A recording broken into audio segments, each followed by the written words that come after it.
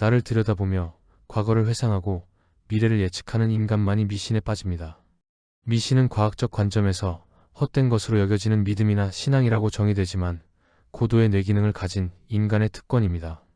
과거에 대한 후회, 현재에 통제할 수 없는 상황, 그리고 미래에 대한 불안에서 심리적 안정감을 취하고자 하는 인간의 본성에서 비롯한 것입니다. 더 나아가 우리는 어떤 절대자와의 연결을 추구합니다. 일상에서 접하는 자식의 변고, 전염병, 집단 간의 전쟁에서 살해 공포를 느끼면서 다른 한편으로는 경이로운 자연현상에 압도되면서 우리 먼 조상은 세상사를 주관하고 있는 절대자의 존재를 믿고 의존하게 됩니다. 당연히 그를 혹은 그들을 향하여 나와 나의 가족의 안녕을 물어봅니다. 누구를 통해 그와 접촉할 수 있는가? 우선 세상의 물리를 터득한 지적 능력이 뛰어난 자를 통했을 겁니다. 이들은 자연현상의 규칙성을 알아내고 누가 그러한 일을 벌이는지에 대해 그럴듯한 이야기를 지어낼 수 있었습니다. 아마도 이들은 밖으로 나돌기보다는 온종일 앉아서 계절의 변화와 별자리를 관찰하는 신체의 움직임에 제약이 있는 사람일 가능성이 높았습니다. 또한 이들은 명상가로서 자신의 내면을 깊게 탐구하고 자연과의 연결을 발견하여 그룹 구성원에게 삶의 깊은 의미와 지혜를 설파하였을 겁니다. 다른 한편으로는 이들은 환상이나 환청을 경험하고 초자연적인 현상에 몰입하여 주변과의 관계를 끊고 있는 조현증적 성격 장애를 가지고 있는 사람이었을 수도 있습니다. 2008년 헤브류 대학 연구팀은 농경이 처음 도입되었던 레반트 지역 나투프 문화 유적지에서 가장 오래된 12,000년 전의 샤먼의 무덤을 발굴했다고 발표했습니다. 45세 정도의 여성 시신이 제사 제물과 함께 묻혀 있었습니다. 90여 점의 자라 등과 조개 껍질, 멧돼지 신체 일부, 골든 이글, 그리고 잘려진 사람의 발이 보입니다. 주목할 부분은 이 여성 주술사는 골반이 심하게 뒤틀어진 불구였습니다. 고고학자 헤이든 박사는 신체적으로 혹은 정신적으로 불구인 사람들이 주술사 역할을 했다는 증거가 흔치 않게 발견된다고 말합니다. 인류는 일찍부터 죽은 자의 영혼이 주변에 머물고 있다고 여겼으며 죽음을 소중히 다루었습니다. 사후세계가 있다는 믿음은 구석기 시절부터 진화한 인류 보편적인 정서입니다. 인류는 사후세계와 교류 능력이 있어 보이는 샤먼에게 치료, 예언, 악마 제거 등을 부탁했습니다. 샤먼이 영적 교류를 할 때는 트랜스라 하여 황홀경, 즉 반미친 상태에 들어가는데 두 가지 형이 있습니다. 하나는 죽은 자의 영혼이 샤먼으로 들어가는 빙의가 있고 다른 하나는 샤먼의 영혼이 영계로 여행하는 탈원이 있습니다. 트랜스는 비정상적인 각성 상태로 스스로 자각하지 못하고 외부 자극에 반응하지 못합니다.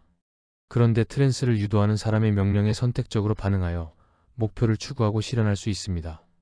트랜스는 약물이나 심리요법으로 혹은 반복되는 음악 비트로 유도될 수 있습니다. 빙의는 정착 생활을 하는 농경사회의 무당들에게서 발견되며 타로는 유목과 수렵을 하는 시베리아 샤먼에게서 주로 발견되고 있습니다.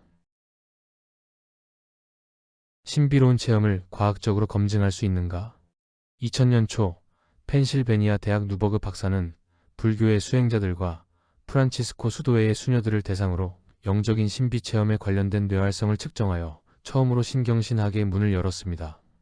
그는 두정엽 특정 부위의 활성 감소가 공간 감각 상실을 유발하여 자기 초월을 경험하게 한다고 보았습니다. 그러나 카멜 수도의 수녀들을 대상으로 한 연구에서는 하느님과 일체감을 경험하는 동안 두정엽은 오히려 각성되었습니다.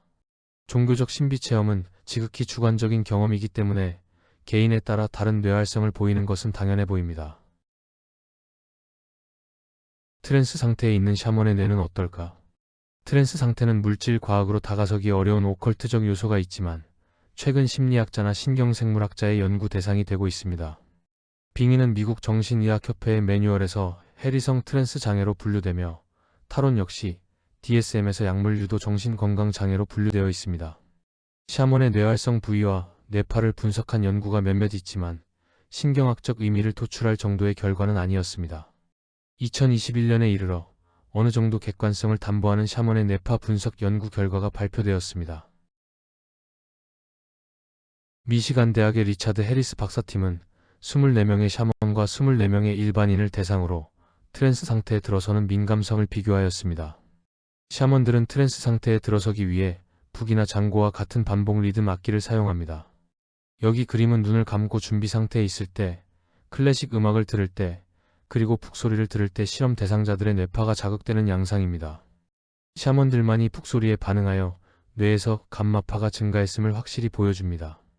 연구자들은 사이키델릭 마약도 트랜스 상태를 유도하지만 감마파의 증가는 나타나지 않았다고 보고합니다. 마약에 취한 사람은 황홀감, 유체이탈 그리고 영적 체험과 비슷한 경험을 합니다. 감마파의 증가는 명상에 깊이 빠진 사람에게서 나타나는 깨달음의 지표로 간주되고 있습니다. 감마파 활동은 명상의 필수 구성 요소인 집중력, 주의력 및 인지 처리 증가와 관련이 있습니다. 이러한 의식의 확장은 샤먼에게도 나타나지만 깨달음과는 거리가 있는 것처럼 보입니다. 미시간 대학 연구자들은 감마파 주파수의 강도는 깊은 명상에 빠진 사람의 것과는 비슷했지만 신호의 다양성 측면에서는 떨어져 있다는 사실을 알았습니다. 이는 샤먼의 직관력은 깊은 명상을 수행하는 구도자에는 미치지 못할 거라고 추측하게 합니다. 무당은 트랜스 상태에서 신을 접하면서 신의 뜻을 인간에게 계시해주고 인간의 소망을 신에게 고하는 영매자입니다. 무당이 될 사람은 신내림을 받습니다. 이때 신병을 앓게 됩니다. 신병은 임상심리학의 진단 분류체계 매뉴얼인 DSM에도 올라있는 한국의 문화적 증후군이며 다른 인격을 귀신이라는 존재로 받아들이는 과정에서 앓게 되는 정신장애로 보는 것입니다. 내림굿은 찾아온 신을 정식으로 받는 의식입니다. 즉, 해리된 정신을 분열 상태로 방치하는 것이 아니라 신병 환자의 정신으로 통합하는 것입니다.